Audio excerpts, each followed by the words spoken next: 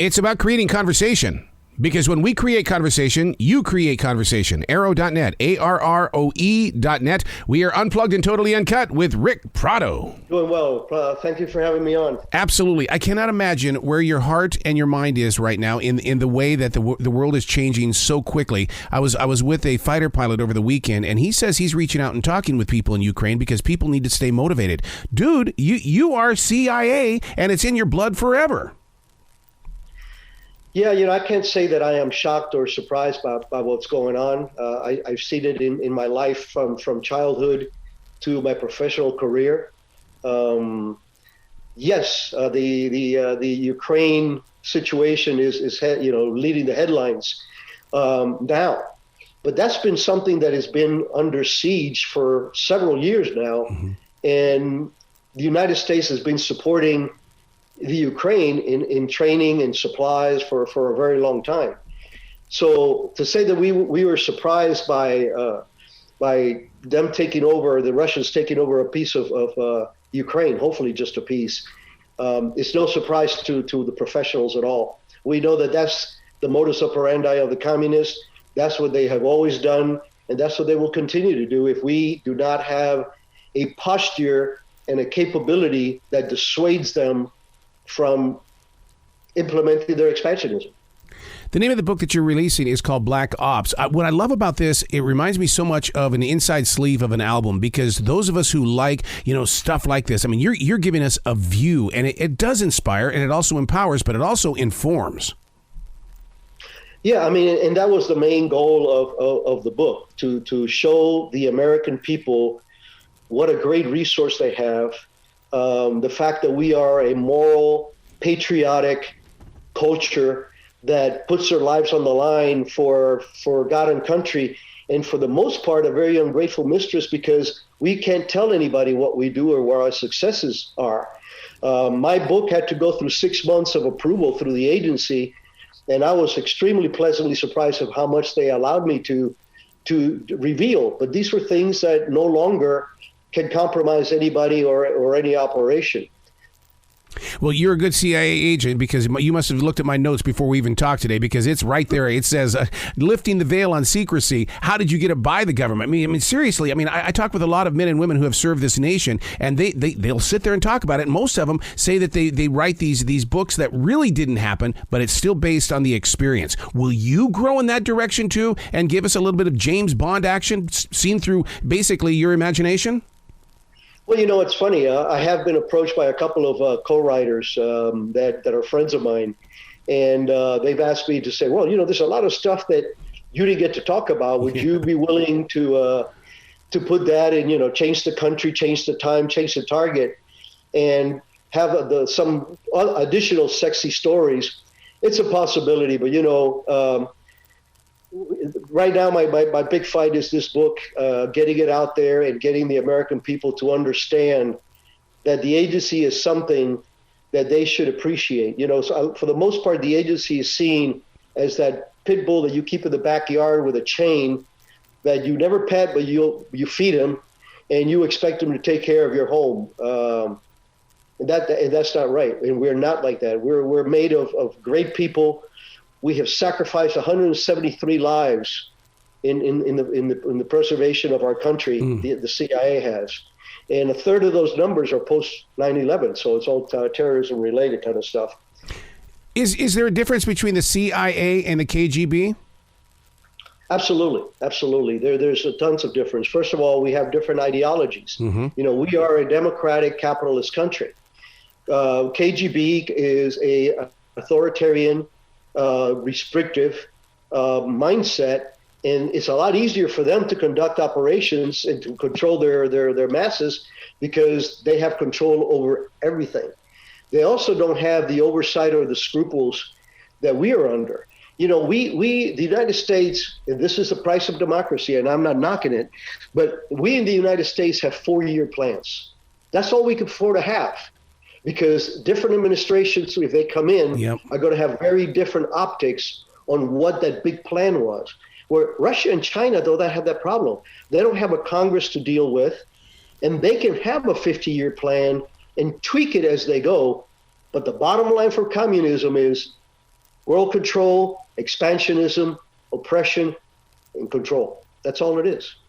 I studied martial arts with a gentleman that tried his darndest to get into the FBI. He didn't make it. How did you get into the CIA? I mean, that's like top dog. Well, I started in the martial arts when I was 15, so maybe that wasn't it. The real story here is I honestly, I'm a spiritual guy. I believe that the God puts us, it shows us our path, and if we have the courage to pay the price of admission, you'll live a wonderful life, which I am so grateful for, both to my God and to my country. But it is what drives us. My thing started in Cuba as a young kid, seeing firsthand what guerrilla warfare was like, what fights were like, how communism takes over and immediately lifts that masks of that hides the real monster, and every private business being confiscated, homes taken away. I literally saw people hanging from trees with signs around their necks that said Castro Revolutionaries. And then, my mom and dad put me on a plane to come to the United States by myself. I'm an only child, because they could not get out, but they could not afford to have, they would not allow his son to grow up in that kind of a regime. And, that courage is what I draw out of for my own courage, because I will tell you, I don't know that I would have the fortitude that my parents had to put my only child at age 10 on an airplane to a country they've never been and may never be able to even visit. It's almost like, Rick, that they planted a seed for the future. It's almost like they heard something first from God, and then they said, okay, like Moses. They set Moses free. They found him in the water. Thank you. That's a hell of a comparison. I appreciate that. But yes, I mean, I honestly, people say, well, you made it to the senior ranks of CIA. How did you plan your career? I never planned my career. I always followed my heart. And I always wanted to do damage to the bad guys. The same way that the Russians' ethos is that of the Viking and the Cossacks. That's why Putin is so popular in his country. The ethos of the Americans, I've always seen it as the cowboy with a white hat. Yeah. And that's what we should strive for, because you still have the courage, you still go in harm's way, you still take a life if necessary. But the reason why you're doing it is why it's important. Violence for violence sake or for personal gain is immoral. But going in harm's way for a higher cause, to me, is good karma and a gateway to heaven. Let's talk about that higher cause in the way that so many people, to me, I believe we're called every day. And the thing is, are you going to pick up the phone? And because God plants things inside of you every single day. When you heard that moment, I know that in my own heart, it was like, okay, I never question it. When you feel something, you go for it. And you had to have that trust and that faith and that belief in God that he's going to protect me. And if he wants me home, I'm okay to go home today. It is. And you hit on something that's very important. Not everybody has to be a G.I. Joe or a CIA operations officer to contribute to this country. The word is service. Yeah. I think one of the biggest mistakes that we made in this country, and unfortunately I believe it was under Reagan, was doing away with mandatory service. Mm-hmm. And it doesn't have to be even military. It could be something as simple as, 3 months with DIA somewhere, with the Humane Societies or one of these NGOs. But even in the military and in government, in the military, there's no job that doesn't exist. There's no job in the private sector that doesn't exist in the military except for investment banking, maybe. Mm-hmm. So if you want to be a lawyer, doctor, Indian chief, firefighter, G.I. Joe, in the future, the military is an option. But the bottom line is service. Only 2% of the American population serves in the military. Let's say that there's another 8% out there that serves in information, law enforcement, education. Mm-hmm. Those are all people that are contributing. But business for business sake only, we need to do a little better than that. Our country has to realize the price that a lot of people have paid for us to enjoy what we have. We have it better than any other country in the world. You've got, as a CIA agent as well as a leader in the community, you've got to be really nervous right now with the way that we're teaching or even working with this educational system, because more teachers have walked away from their positions. The future of tomorrow and this nation, really, what do we have here waiting for us? Yeah, that hits home for a lot of reasons. One, my daughter runs 2 charter schools, and she is very much cut after my cloth. I mean, she's a very conservative Christian woman, and it's appalling the renovation of history. Again, there is no country out there that has not committed mistakes in their past, but for somehow those never resonate. It's always the mistakes that were made in the U.S. that continue to live on generation after generation, even by people that were not directly affected. But look at communism. Look at communism in China, in Russia, in Latin America, like Venezuela. Venezuela is a perfect example of a country that was a democracy and a thriving capitalist country with some of the best oil in the world, and definitely in this hemisphere. And it's cheaper to wipe yourself with the currency than to buy toilet paper, because you cannot find toilet paper. Right. If that's not proof of the contrast, but I just don't understand why people are so uneducated on the realities. Everybody knows what the Kardashians are doing, but what is your God and country doing? See, I was going to ask you about that. How much does the media or the news world, journalism, play? Because, I mean, today I wake up and now the big story is, well, there must be something wrong with the way Putin is thinking. He's mentally unstable. And it's like, wait a second. This is what we're going to blame it on now? Yeah, no, you're spot on with that one. And that's ironic. I mean, again, Putin has been Putin since day one. He was a senior KGB officer. He is the quintessential, Russian male alter ego. And their system is based on expansionism and control. Anybody who's surprised about the expansionist ideas of China and the expansion, of Russia, is living a fantasy. Even Britain had to give up their kingdoms and their wide world controls, and as countries became democracies. You'll never see that changing in communist ideology. England will never go back and attack Hong Kong to take possession of Hong Kong again. The Russians will keep coming back. Anybody who's surprised that Putin is trying to rebuild the Soviet Union to his glory, for lack of a better word, is just fooling themselves. That's playing ostrich. How do you keep your cool behind enemy lines? Because as a third degree, I sit here and there's a way that I can keep my cool, but I've never been behind enemy lines. You have. Well, I think the real secret is, of course, there's training. And like I said, I've been in the martial arts since I was a kid. I still practice, even though I'm 71. But I think it's the purpose. If you believe in what you're doing, you really believe in what you're doing, the courage is there. And I think God puts that in your heart. You have to believe, you have to have a purpose.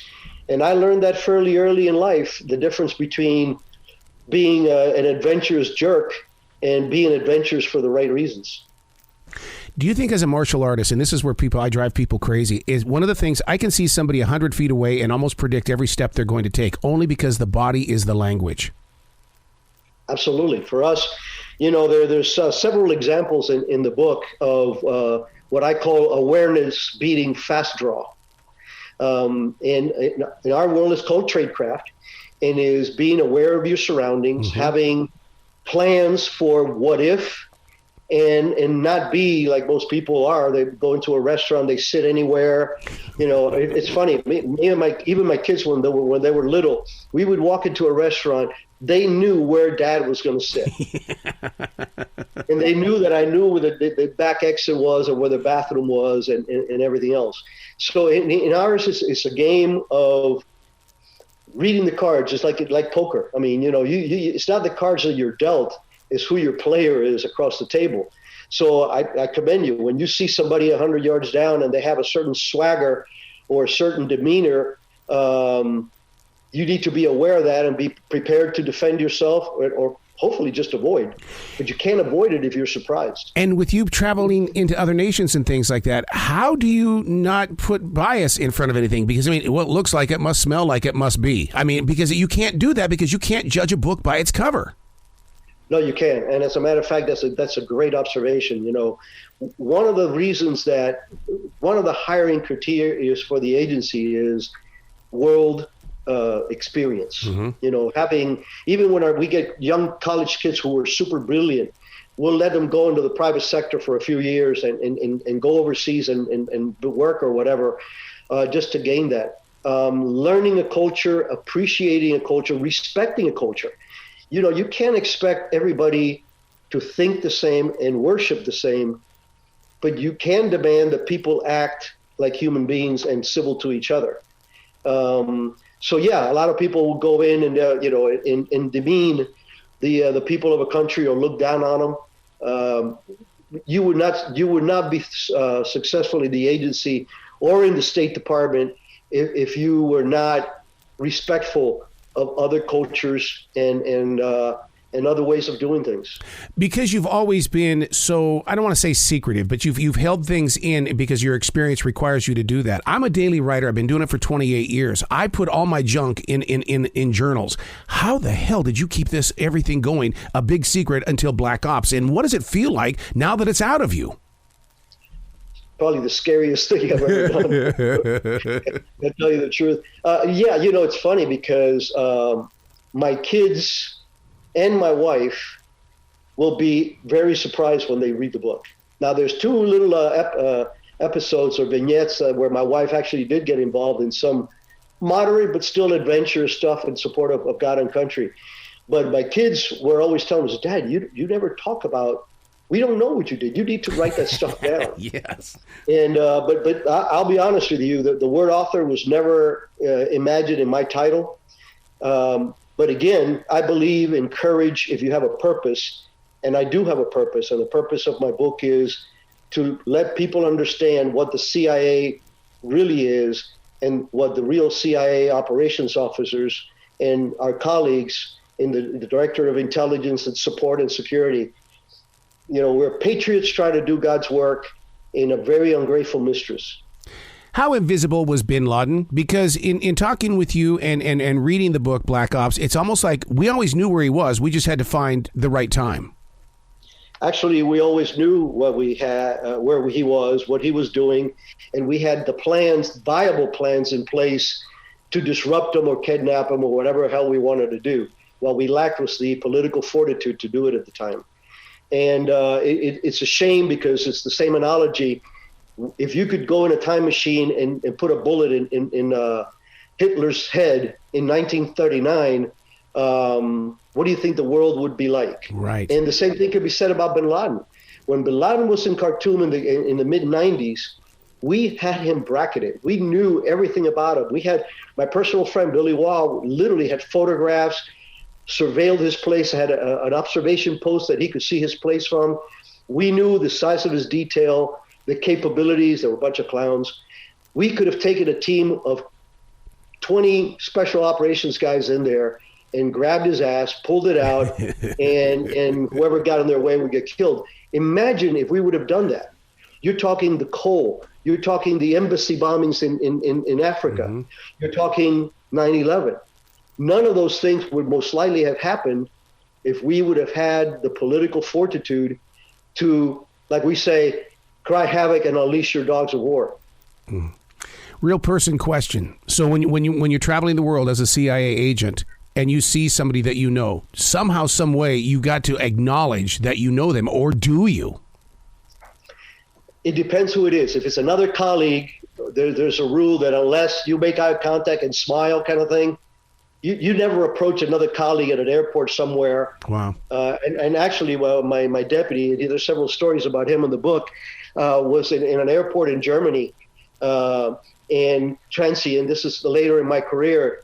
And he sees me and I see him. He's my best friend. Mm. He's one of my best friends. And we kind of look at each other and totally ignore each other. That said, what if it's a foreign national that you've met somewhere before? then my style is to approach them and ask them to be discreet. Yep. I've had a relationship with, let's say, a Costa Rican or Brazilian or whatever, and now I bump into this individual in a different theater, and he has had some kind of a professional association with me. I have no problems with approaching him and reintroducing myself and saying, by the way, I am an underwater basket weaver now. Please allow that. And most of the people would get it. But yeah, it's part of the excitement, you know. And it's those what we call oh damn it moments when things you're not expecting all of a sudden happen, and it's happened to all of us. You know, being in the middle of nowhere and there's somebody that, hey, aren't you so-and-so? Oh, God. Well, Rick, I'm so proud of you for putting this book together because my father served our nation in World War II, and he never shared his story with us. And that's why I read books like Black Ops, because through you, I think I might see who my father was. That's very kind of you. And you know, you guys have a very tough job, and I really appreciate the efforts that you do, that you make to educate the populace, and I really appreciate that. I appreciate your support for Black Ops. Thank you so much. Please come back to this show anytime in the future. The door is always going to be open for you, Rick. It'll be my pleasure. Thank you very much. Be brilliant today. Same. Take care. Bye, guy. Because Arrow's brilliant. Yeah. Of course. Have fun, Michael. I love your photo.